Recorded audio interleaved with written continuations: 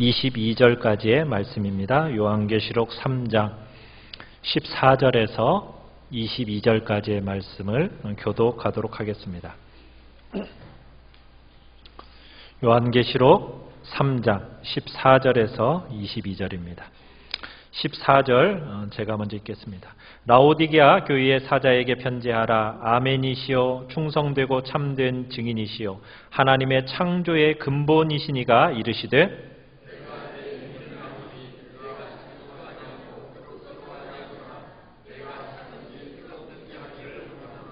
내가 이같이 미지근하여 뜨겁지도 아니하고 차지도 아니하니 내 입에서 너를 토하여 버리리라.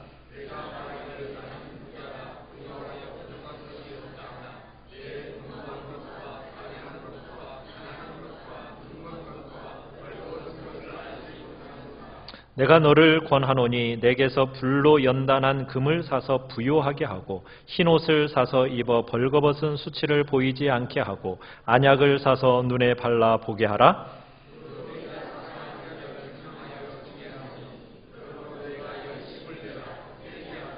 볼지어다 내가 문 밖에 서서 두드리노니 누구든지 내 음성을 듣고 문을 열면 내가 그에게로 들어가 그와 더불어 먹고 그는 나와 더불어 먹으리라.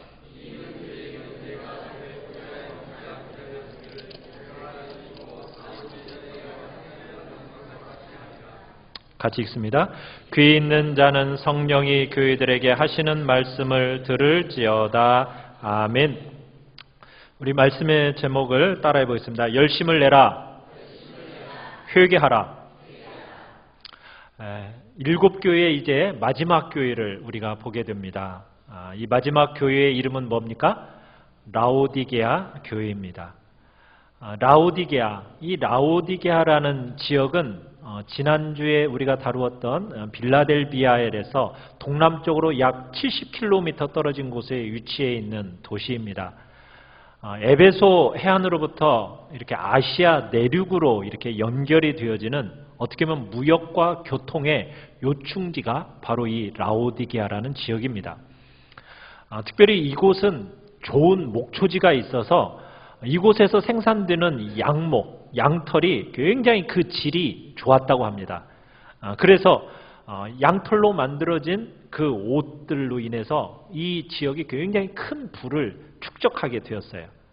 게다가 일찍부터 금융업이 발달을 하고 인구가 많은 상업도시가 되다 보니까 마치 오늘날의 홍콩 같죠. 홍콩 같은 그런 소아시아의 금융 중심지로서 역할을 한 지역이 바로 이 라오디게아 지역입니다.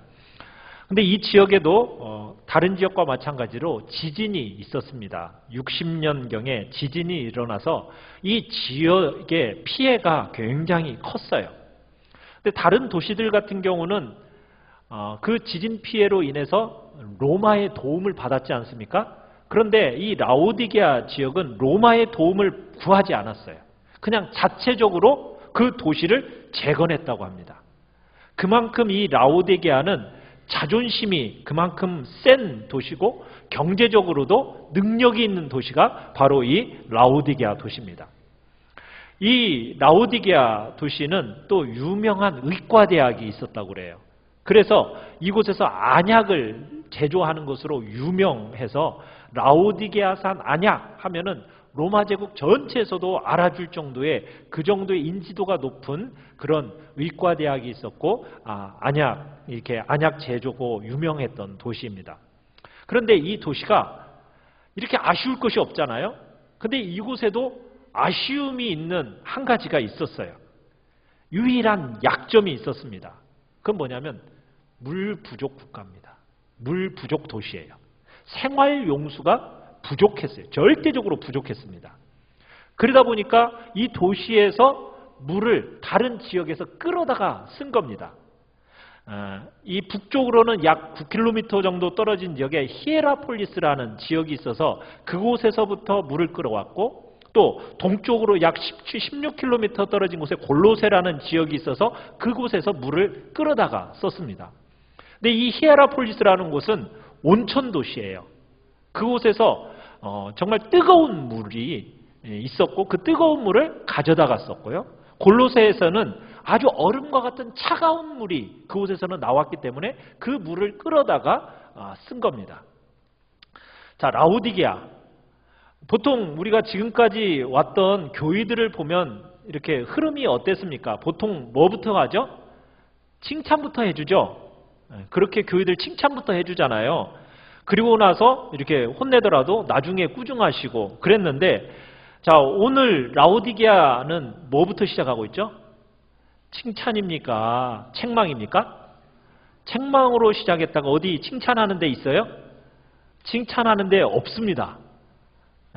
그러니까 이 라오디게아 지역은 지난번에 사대교회처럼 책망만 받은 교회 중에 하나가 이 라오디게아 교회입니다. 자, 그러면 이 라오디게아 교회의 문제가 뭘까요? 우리 15절을 같이 한번 읽어보겠습니다. 15절 시작. 내가 내 행위를 아노니 내가 차지도 아니하고 뜨겁지도 아니하도다. 내가 차든지 뜨겁든지 하기를 원하노라. 자, 이 교회의 문제가 뭐라고요? 차지도 않고 뜨겁지도 않다. 그 뒤에 16절에 뭐라고 얘기해요? 미지근하다. 차지도 않고 뜨겁지도 않은 미지근한 상태. 이것을 지금 책망하고 있습니다. 자, 미지근하다. 교회가 미지근하다. 이건 무슨 얘기일까요? 주님의 사랑에 대한 이야기를 들어도 마음에 아무런 감동이 없는 거예요. 보혈의 가치에 대해서 아무리 설교를 해도 아무런 마음에 울림이 없어요. 하나님의 성령의 일하심과 성령의 역사에 대해서 아무리 듣는데도 불구하고 그런 성령의 역사나 성령의 능력에 대해서 사모함이 없어요. 하나님 나라의 영광에 대해서 얘기하고 또 하나님 나라의 그 안에 있는 참된 위로와 사랑의 이야기를 했는데도 불구하고 아무런 목마름이 일어나지 않아요. 그렇다고 해서 교회를 안 다니나요? 교회를 다녀요. 이단을 믿나요? 이단을 믿는 것도 아니에요. 자, 그런데 예배도 열심히 와요. 오기는. 근데 뭐가 없어요? 감동도 없고 뜨거움도 없고 열심도 없어요. 마음에 아무런 요동함이 없어요. 그냥 다니는 거예요. 사랑하는 성도 여러분은 어떠십니까? 여러분의 상태는 어떠십니까? 혹시나 그런 상태는 아닌지 우리는 우리 스스로를 한번 점검해 볼 필요가 있습니다. 자, 그러니까 주님이 뭐라고 얘기하고 있습니까? 너희는 차든지 뜨겁든지 하기를 원하노라. 여러분, 차든지 뜨겁든지 하라. 자, 그러니까 이 해석을 어떻게 하시죠? 믿으려면 화끈하게 믿든가 말라면 때려치우든가 그걸 그렇게 믿어가지고 어쩌자는 거예요. 이제 그죠? 그런 뜻일까요? 여러분, 그렇게 생각하시면 안 됩니다. 여러분, 주님이 한 사람 한 명의 죄인도 얼마나 회개하고 돌아오기를 원하시는 분이에요. 그런데 그냥 함부로 때려치우라는 얘기 주님이 하시겠어요? 그렇게 얘기하시는 뜻은 아니죠. 제대로 믿든지 아니면 믿지 말라. 이런 식으로 주님이 말씀하실 분이 아닙니다. 절대로 그런 뜻으로 오해하시면 안 됩니다. 나 이렇게 믿어가지고 안 되겠다. 이제 다음부터 교회 안 온다. 이렇게 생각하시면 안 되는 거예요. 뭐 이렇게 믿을 바에 뭐 나오지 말라는데 뜨겁든지 아니면 차갑든지 하라는데 나 차가운 데로 갈란. 이렇게 생각하시면 안 되는 거예요. 여기서 얘기하는 건 뭐냐면 주님을 믿는 신앙에 있어서 분명할 입장을 요구하는 은유적인 표현이에요. 자, 이 표현이 사용되게 된 이 당시의 삶의 정황을 출처를 알아야 됩니다. 아까 제가 이 지역에 뭐가 그렇게 부족하다고요? 무려.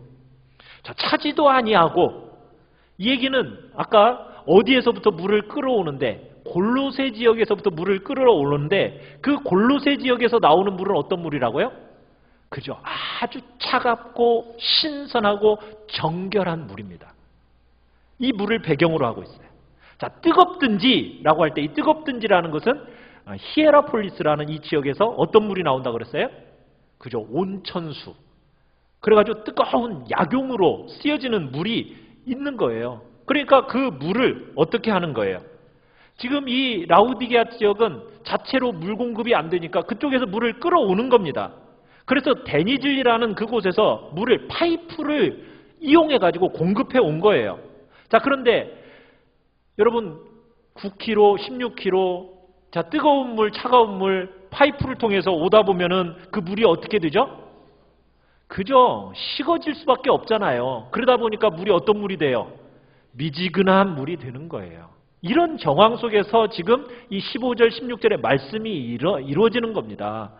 뜨겁든지 차갑든지, 여러분 이 표현이라는 것은 결국에는 히에라폴리스에서 나오는 이 약용의 뜨거운 물처럼 그 뜨거운 물이 어때요?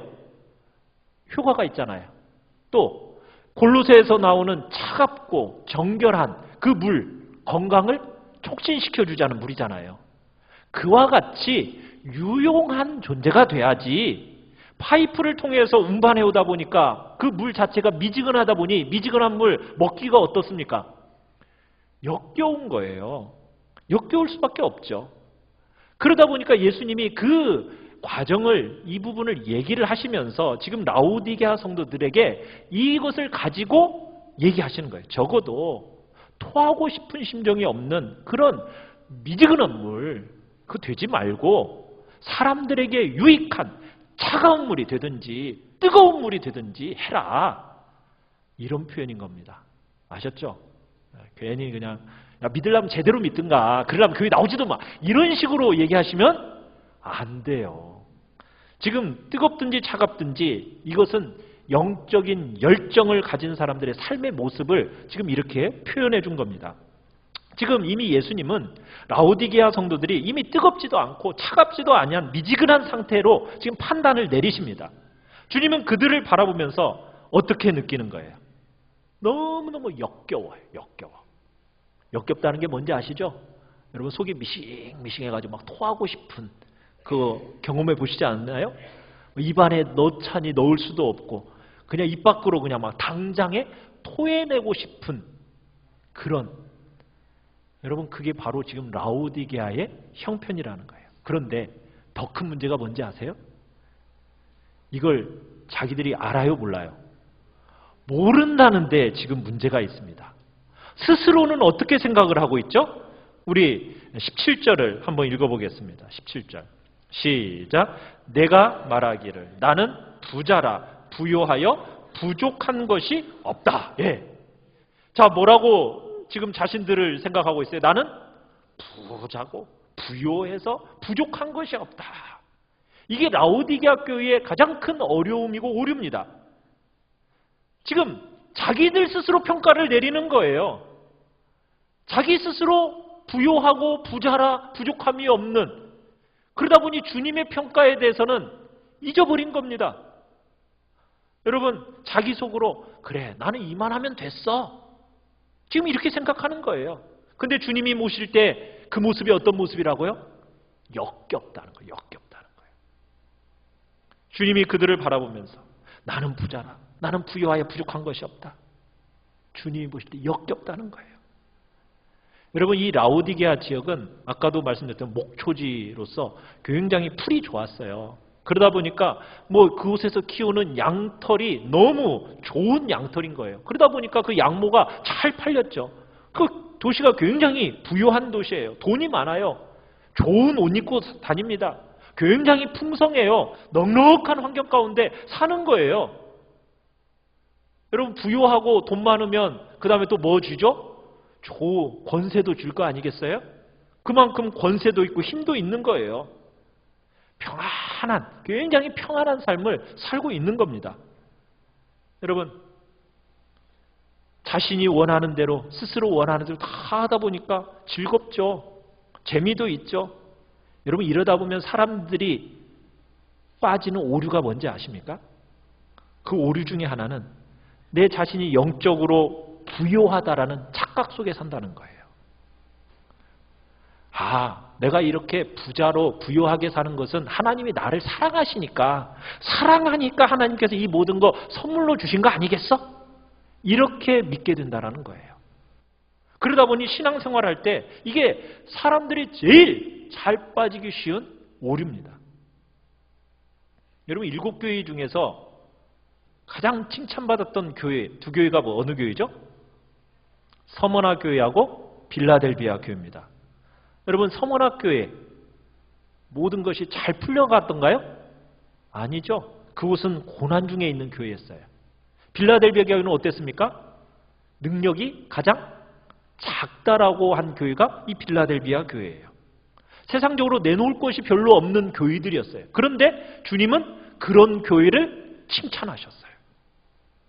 이 세상을 살아가면서 불을 누리고 또 세상이 주는 형통함과 평안함을 누릴 때 여러분 그 편안함과 세상의 형통을 종종 뭐와 자꾸 우리가 동일시시키려고 그래요?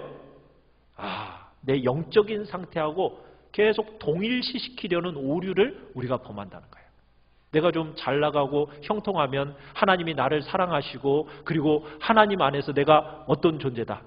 말음대로 부요한 존재라는 착각 속에 살아간다는 거예요. 여러분 이거요. 오늘 우리 한국교회의 모습이라는 걸 여러분 기억하셔야 됩니다. 여러분 이전 우리 한국교회는요. 밤에 와서 기도하는 사람들 많았어요. 그죠? 그랬나요? 네, 많았어요. 기도를 하지 않으면 왜요? 견딜 수 없는 목마름이 옛날에는 있었거든요. 그러니까 척박한 환경 속에서 이 교회에 지금같이 뭐 이렇게 좋은 이렇게 우리 교회처럼 이렇게 좋은 의자가 아니었죠. 어떤 곳이었습니까? 딱딱한 마룻바닥에서 그곳에서 그냥 그렇게 했었잖아요. 오히려 교회가 더 편안했어요. 집보다 옛날에는. 자 그런데 오늘 사유는 어때요? 집이 편합니까? 교회가 편합니까? 집이 더 훨씬 편하지 않습니까? 그죠? 집에 그냥 커다란 TV 하나 가운데다 딱 놓고서는 그 다음에 리모컨으로 뭐 여기저기 돌리면은 뭐 그냥 쉴 수 없이 볼 수 있는 TV 채널들이 그냥 넘쳐나는 시대를 살고 있잖아요. 이거 재미없으면 저쪽 보고 이거 재미없으면 또 저쪽 보고 얼마나 참 재밌는 게 많아요. 재미없으면 저쪽 가서 컴퓨터 좀 하다가 컴퓨터 오락도 좀 하다가 네? 그러죠. 배고프면 어떻게 하면 돼요? 전화 한 통 하면 되잖아요. 피자 좀 갖다 주세요. 뭐 분식 한번 좀 갖다 주세요. 뭐 이러면 전화 한 통이면 뭐든지 다 그냥 다 끝나는 요즘에 얼마나 편한 시대가 되었습니까? 보고 싶은 거 다 봐요. 먹고 싶은 거 다 먹어요. 이렇게 풍요로운 시대를 우리가 살고 있어요. 그러다 보니까 외적으로 부유하고 풍요롭다 보니까 우리의 영적인 실체를 우리 보고 있나요? 잊어버려요. 우리가 영적으로 떠내려가는 줄 떠내려가고 있어요. 그러면서 스스로 만족감에 지배당한 채 살아가고 있는 거예요. 이 세상이 주는 형태의 여러 가지 재미, 기쁨 그러다 보니까 영적인 목마름이 없어요. 영적인 목마름과 이 세상의 재미가 바뀌었어요. 대체돼 버렸어요. 사람들이 교회 와서 예배를 드려요. 분명히 주님의 말씀을 듣긴 들어요. 그리고서는 그래 하면서 위로도 받아요. 때로는 눈물 흘릴 때도 있어요. 그런데 그게 주된 흐름이 되진 않아요. 왜냐하면요. 나가면 내 마음에 채울 것들이 더 많은 거예요. 세상에 너무나도 많은 체험과 공급이 내게 주어지니까 돈 버는 재미도 있죠. 자식 키우는 재미도 있죠. 세상의 오락과 레저를 즐기는 재미도 있죠. 세상에 나오면 여러 가지 재밌는 것들이 많잖아요. 그러다 보니까 그런 것에 둘러싸여져 가지고 우리의 삶이 지금 떠내려가고 있는 거예요. 이럴 때 교회는 어떻게 변해가는지 아십니까? 교회는요. 너무나도 멋있는 교회로 변해가요. 바뀌어져요. 여러분 교회는 어떻게 가르쳐요? 우리의 마음속에도 이제 그런 생각이 있을 거예요. 정말 내가 세상에서 약육강식 같은 그런 세상 속에서 너무 힘들게 지쳤는데 교회에 오면은 뭘 누려야 된다고? 그래, 복잡한 고민 없이 내 마음을 편안하게 해줘서 영혼과 육신이 아무런 부담이 없는 설교로 내 마음을 기쁘게 해주는 그런 교회를 사람들은 찾고 그런 교회로 가는 거예요.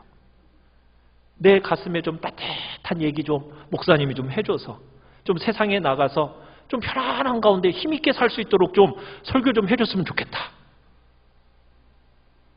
지금 교인들이 요구하는 교회의 상입니다. 오늘날 우리 세대의 교회들 세상이 기대하는 것처럼 정서적인 위로, 신앙적인 위로, 그런 휴식 이런 것만을 제공하면 마치 역할을 다 한 것처럼 생각하는 이 시대를 살아가고 있어요. 설교가 어떤 설교가 인기가 높아요? 구수한 이야기, 그런 이야기를 막 해주는 교회.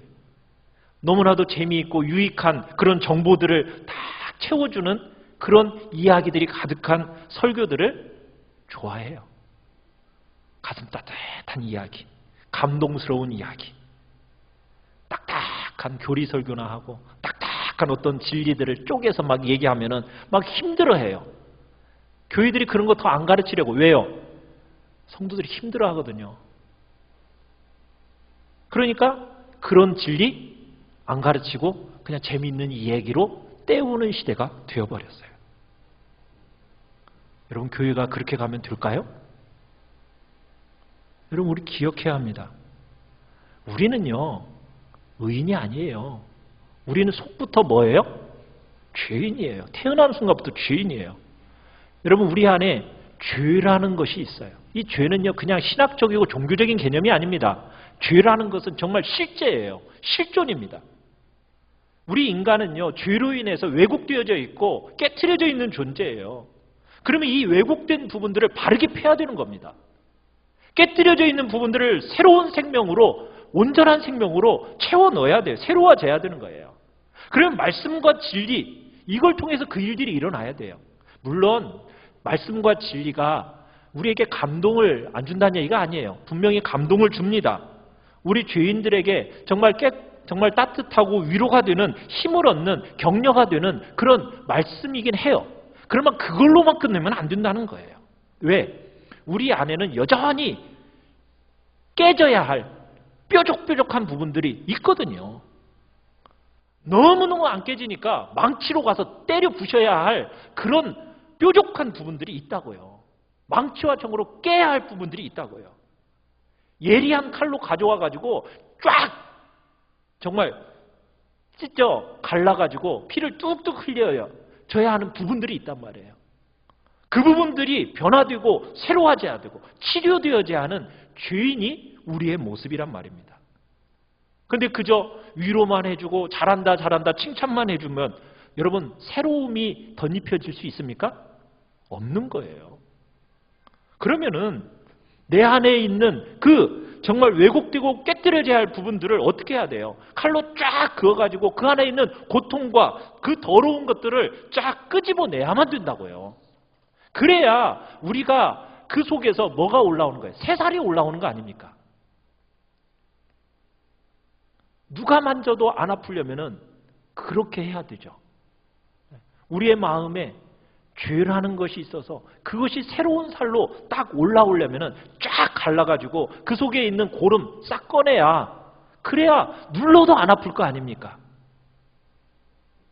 우리가 세상을 살아가는데 그저 그냥 도움된다는 거, 격려만 우리는 듣고 싶어 하는데 여러분, 우리는 그렇게 돼서는 안 되고요. 정말 진리를 진리답게 듣는 귀가 우리에게 열려져야 됩니다. 여러분은 어떤 주님의 음성을 듣기를 간절히 원하고 계십니까? 우리는 과거의 어떤 시대보다도 더 잘 살고 있어요. 그런데 더 잘 사는 만큼 더 잘 믿는 사람들이 많아졌나요? 여러분, 더 잘 믿는 사람 만나기가 어려운 시대를 살고 있어요. 왜 그래요? 이 땅에 많은 것들을 가지게 되잖아요. 그러면은 이 세상의 것들을 자꾸 의지하려는 경향이 생기는 거예요. 알게 모르게 내가 가지고 있는 것을 내가 달려가고 그것을 의지하려고 하는 마음이 생기는 거예요. 그러다 보니까 무릎을 꿇고 주님 앞에 가서 위로를 얻고 힘을 얻으려는 그 마음들이 우리 안에서 사라져갔다는 거예요. 여러분, 이게 라오디게아 교회의 현실입니다. 그리고 어떻게 보면 우리 한국교회의 현실이기도 해요. 여러분, 우리의 마음에 이 라오디게아 교회처럼 이 땅의 부요를 목말라 하고 그것의 마음을 빼앗겨서는 안 됩니다. 우리가 이 땅의 재미와 기쁨의 마음을 빼앗기면 여러분, 영적인 미지근한 상태를 계속 방치하면서 살아가게 된다라는 것. 여러분, 스스로 부자라고 생각하는 라오디게아 교회를 향해서 주님 뭐라고 말씀하십니까? 참으로 주님의 평가는 완전히 다르죠. 우리 17절 다시 한번 읽어보겠습니다. 17절 시작. 내가 말하기를 나는 부자라 부요하여 부족한 것이 없다 하나 내 곤고한 것과 가련한 것과 가난한 것과 눈먼 것과 벌거벗은 것을 알지 못하는도다. 자, 너는 어떤 자라고요? 곤고한 자다. 곤고한 자다. 곤고하다라는 게 무슨 뜻이에요? 곤고하다는 것은 너무나 큰 갈등과 고통과 문제 가운데 있다. 부유해서 부족한 것이 없다고 하는데 주님은 너를 향해서 뭐라고 얘기하는 거예요? 큰 문제 가운데 있다. 너 큰 고통 속에 빠져 있다. 이게 지금 말씀하고 있는 내용이에요. 여러분, 가련하다라는 건 뭡니까? 어떤 것이 가련하죠? 가난해가지고 입지 못하고 먹지 못하고 병들어 있으면은 우리 가련하다고 하잖아요. 아픈 데가 있고 상처가 있고 옷은 다 헤어져 있으면 가련하다고 하잖아요. 근데 지금 라오디게아 교회에 있는 교인들은 지금 어떻게 살고 있는데요? 정말 옷도 잘 입고 잘 먹고 그렇게 살고 있는데 주님의 눈에는 어떻게 보인다고요? 가련하게 보인다고요. 온몸에 상처투성이라는 거예요. 세상이 주는 재미에 다 빠져가지고 지금 너무 불쌍해서 볼 수 없는 존재가 되었다. 주님은 이렇게 말씀하고 계시는 거예요. 가난하고 눈멀고 벌거벗은 존재다. 이게 네 현실이다. 겉으로는 못 입었는데요. 모피 딱 입고 양모로 된 정말 따뜻한 옷을 입고 있는데 주님의 눈에는 뭐라고 어떻게 보인다고요? 너는 벌거벗었다. 주님은 너는 아무것도 입고 있지 않구나. 벌거벗은 자구나. 주님이 그렇게 말씀하고 계셔요. 여러분, 주님의 평가가 맞습니까? 틀립니까? 진실합니다. 왜요? 주님은 어떤 분이시니까? 우리 14절을 읽어보죠. 14절 시작. 라오디게아 교회의 사자에게 편지하라. 아멘이시여 충성되고 참된 증인이시여 하나님의 창조의 근본이시니까 이르시되. 자, 주님을 가리켜서 그분은 아멘이시오. 아멘이 뭡니까? 네, 진리이고 진실이십니다. 그분의 하시는 말씀과 그분 자신이 진실이고 진리입니다. 그러니 너희들이 생각하든 어떻게 생각하든 그분이 하시는 말씀은 어떻다는 거예요? 진짜라는 얘기예요. 그리고 이분은 어떤 분이라고요? 충성되고 참된 증인이시라는 거예요. 절대로 외모로 사람을 취하는 법이 없으십니다. 뇌물 먹고 엉뚱하게 얘기하시는 분이 아니에요. 주님은 있는 그대로 보고 얘기하시는 분이에요. 참된 증인이신 거예요. 창조의 근본이신 거예요. 그 주님이 이들에게 이야기를 하십니다. 우리 18절 읽습니다. 18절 19절을 같이 읽겠습니다. 시작. 내가 너를 권하노니 내게서 불로 연단한 금을 사서 부요하게 하고 흰옷을 사서 입어 벌거벗은 수치를 보이지 않게 하고 안약을 사서 눈에 발라 보게 하라. 무릇 내가 사랑하는 자를 책망하여 징계하노니 그러므로 내가 열심을 내라 회개하라. 마지막에 뭐라고요? 열심을 내라. 미지근한 상태로 절대로 머물러 있지 말고 뭐 해라? 열심을 내라. 네 가슴에 뜨겁고 말할 수 없는 열정이 가지도록 네 가슴을 회복시켜 내라. 그것을 위해서는 뭐가 필요해요? 회개가 필요한 거야. 회개가. 너 지금 이 같은 방향으로 계속 가다가는 너 뜨거움을 회복할 수 없는 그런 방향으로 가서는 안 돼. 방향을 바꿔라. 다시 뜨거운 불붙는 그 가슴을 가지도록 네 중심을 회복해내라. 지금 주님이 말씀하시는 거예요. 내가 사랑하는 자 징계하는 거다. 아무 부족함이 없다고 스스로 생각하는 이 라오디게아 교인들, 하나님의 눈에는 볼 때 어때요? 아무데도 쓸데없다라는 거예요. 도리어 그냥 역겨운 존재들이에요. 그런데 이 존재들을 주님은 사랑하신대요. 어떻게 보면은 여러분 역겨운 거 사랑할 수 있습니까? 막 토해내고 싶고 그냥 끝내버리고 싶은 거잖아요. 그런데 주님은 사랑받을 대상으로서 내가 여전히 너희를 사랑한다. 내가 너희를 얼마나 아끼는지 아니? 그러니 너희는 회개해라. 자, 그러면서 세 가지 결정적인 문제를 얘기를 하세요. 아까 얘기했죠. 너무너무 하나님 앞에서 가난한 자들입니다. 또 옷도 입고 있지 않은 벌거벗은 존재들입니다. 또 눈은 감겨있는 지금 봉사들입니다. 자기의 삶의 실체를 보지 못한다는 거예요. 그러니까 너희는 어떻게 하라? 자, 18절에 내게서 뭘 사라고요? 첫 번째, 불로 연단한 금을 사라. 너 가난함을 극복하려면은 이 금을 사서 부요하게 하라는 거예요. 어떤 금이요? 불로 연단한 금을 사라. 불로 연단했다. 여러분, 용광로를 딱 통과하잖아요. 용광로를 통과하면 어떻게 되죠? 가짜들은 다 어떻게 돼요? 가짜들은 다 불태워지죠. 전부 태워지고 녹아지잖아요. 뭐만 남아요? 진짜 금만 남죠. 그러니까 엉터리 같은 거 붙들지 말고 불로 연단되어 있는 진짜 금을 사서 부요하게 해라. 여러분, 여기서 불로 연단된 금이라는 게 뭘까요? 뭘 사라는 걸까요? 이건 믿음입니다. 믿음이에요.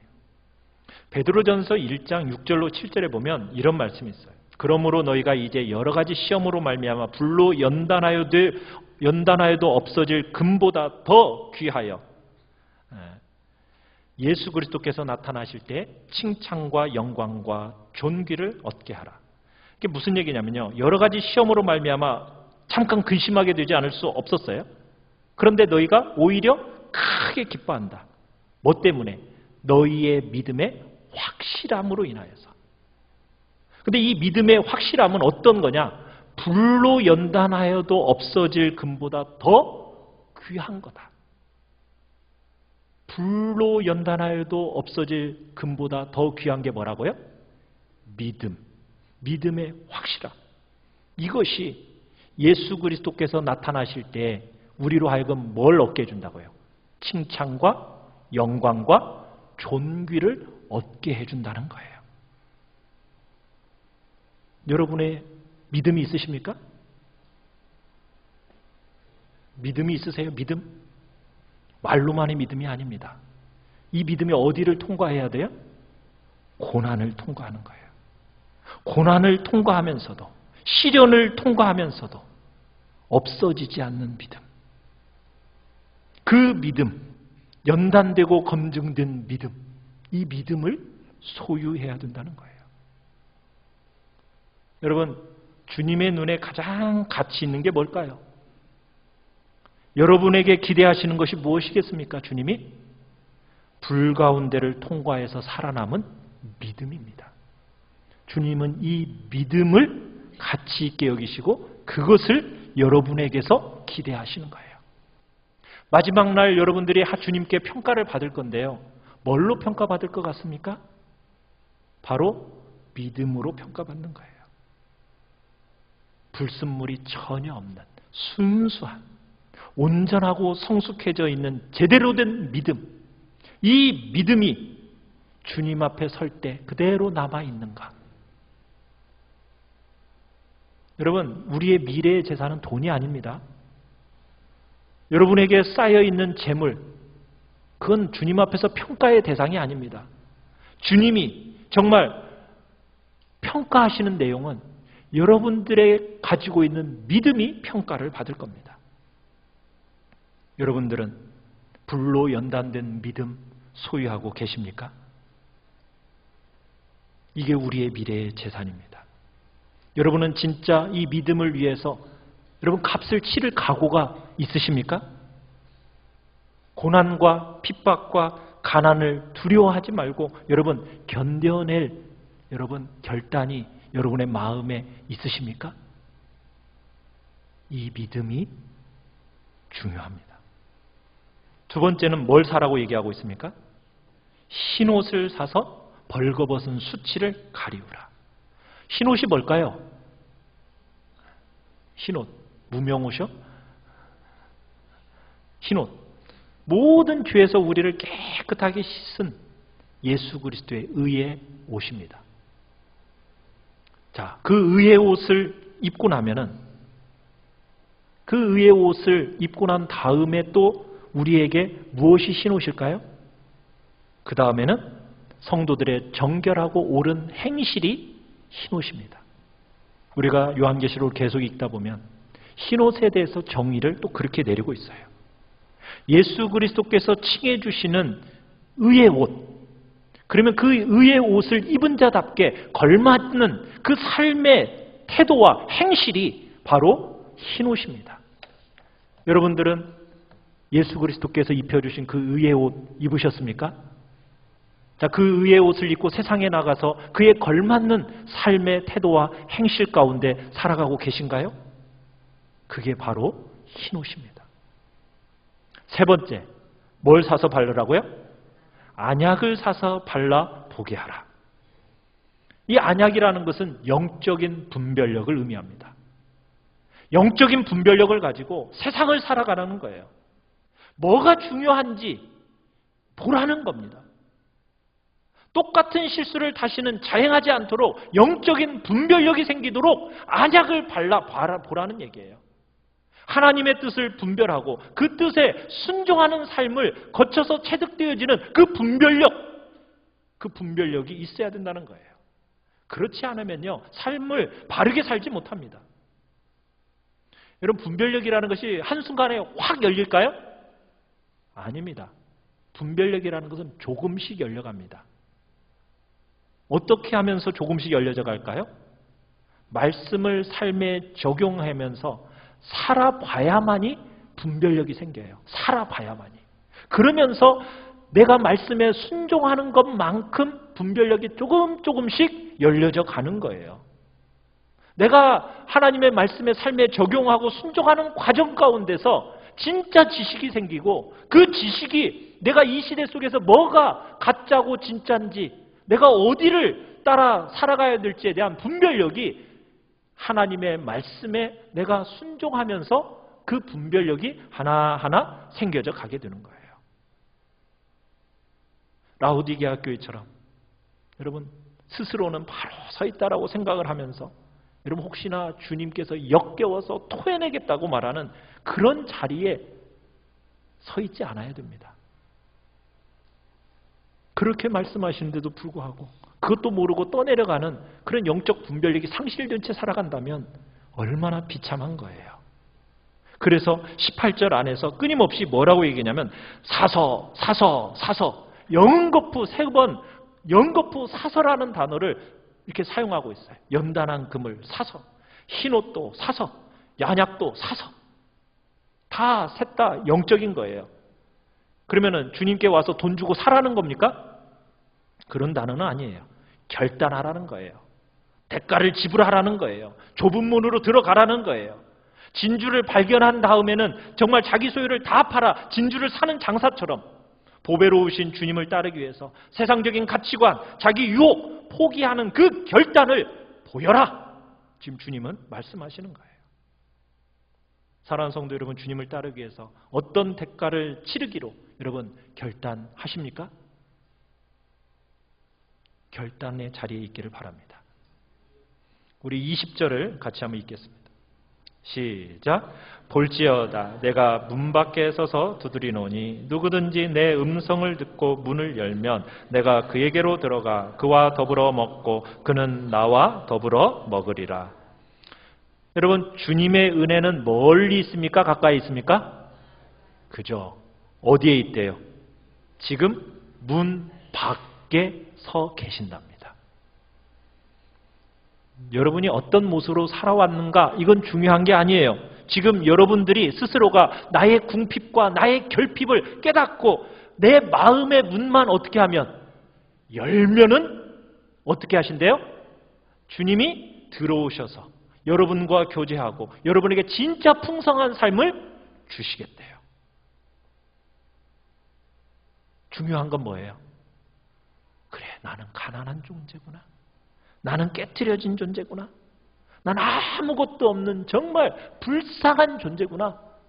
하나님의 긍휼과 자비가 필요한 존재구나. 이 사실을 깨달아 알고 여러분이 주님, 내 마음의 문을 여니 주님 내 마음에 들어와 주세요.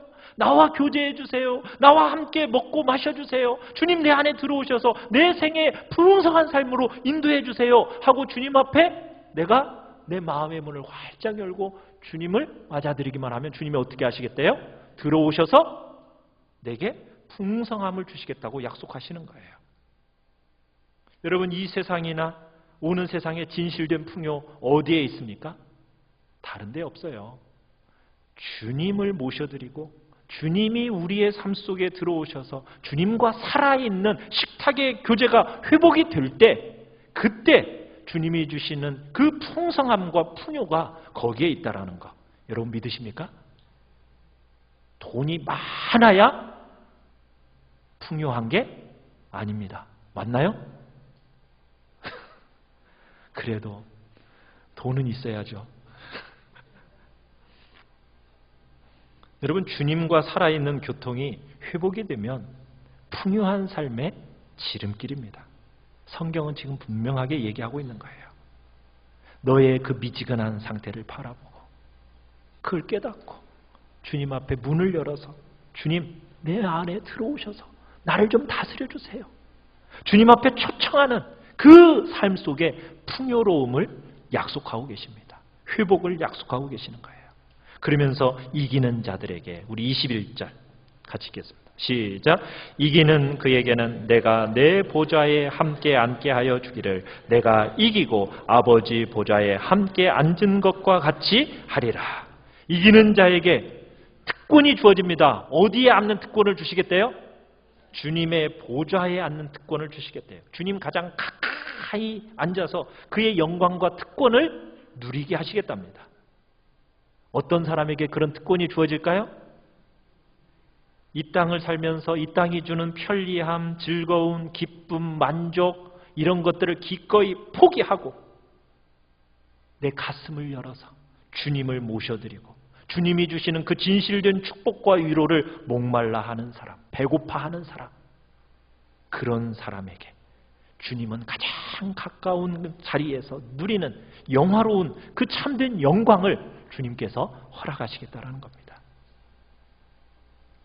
풍요로운 시대 속에서 여러분 어떤 풍요를 누리고 계십니까?